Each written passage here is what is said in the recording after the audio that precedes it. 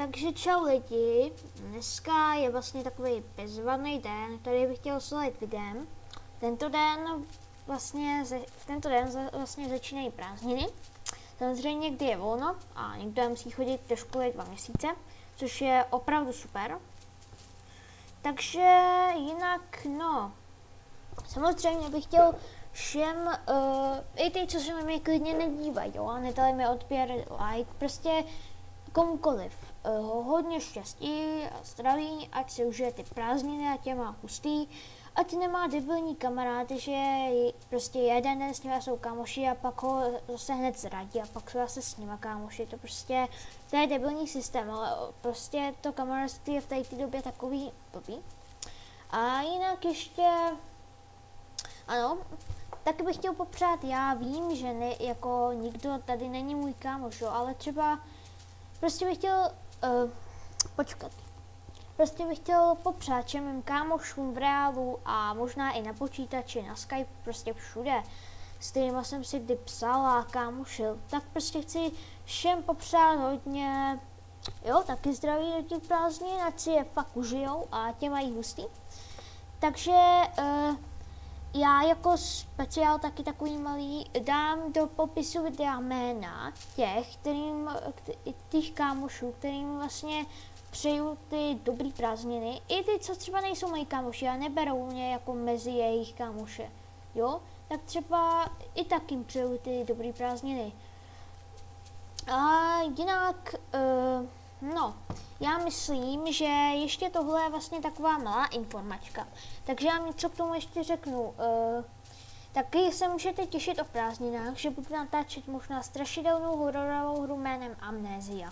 Také se můžete možná těšit, že budu natáčet onlineovku Team Fortress 2, které se jedná i o týmy. Je to tak trošku strategie. A taky se můžete těšit na onlineovku, možná taky budu natáčet, jmenuje se Brawlbusters. Je stejně free to play jako Team Fortress 2. Je to taky na týmy, je to taky onlineovka. A jinak se ještě můžete těšit na nové natáčení nových módů na Minecraft.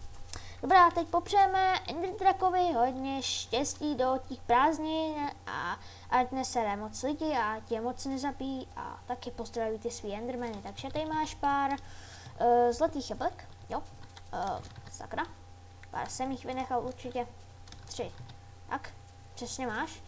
A teď ještě jako speciál creepři.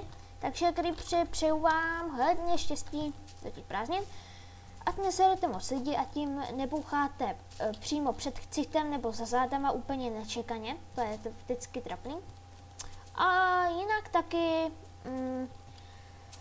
doufám teda, že nikomu nebudete ničit nějaký fakt dobrý stavby a pak já se budu muset to třeba stavět, jo, to je prostě zbytečná ztráta, takže když se nažerte jablek jako slavu prostě prázdnin, výjimečně, jinak bych vás už tady dávno zabil. To si pište. No, asi na ty jablka prostě budu kašlat, helejte se. K vám vůbec nějak moc nepadají. Tak. To bude asi, no, tak. A ještě slavnostně s ním tento dort, jako i takovou malou večeři. Takže, Creepři, já doufám, že jsem vás trošku pohostil a teď se tady mějte. Tak, dobrý. A teď, úplně slavnostně, samozřejmě, sníme ten dort, teda aspoň půlku. Tak, už jsem plnej. To víte, já mu toho moc nesním. I když je to pravda, to fakt moc nesním a je to fakt moc dobrý. Takže to bude asi všechno. Snědli jsme to, popřeli jsme si takový hezký prázdniny, teda já jsem vám je trošku nervně popřál, to víte, mám takový stres prostě v tom videu a popřeli jsme i creeperům. A já vám teda ještě fakt, ale fakt, přeju ty nejlepší prázdniny, jedny z nejlepších, užívejte si je a mějte je prostě fakt hustý. No, co k tomu ještě dodat, tak čau a těšte se a mějte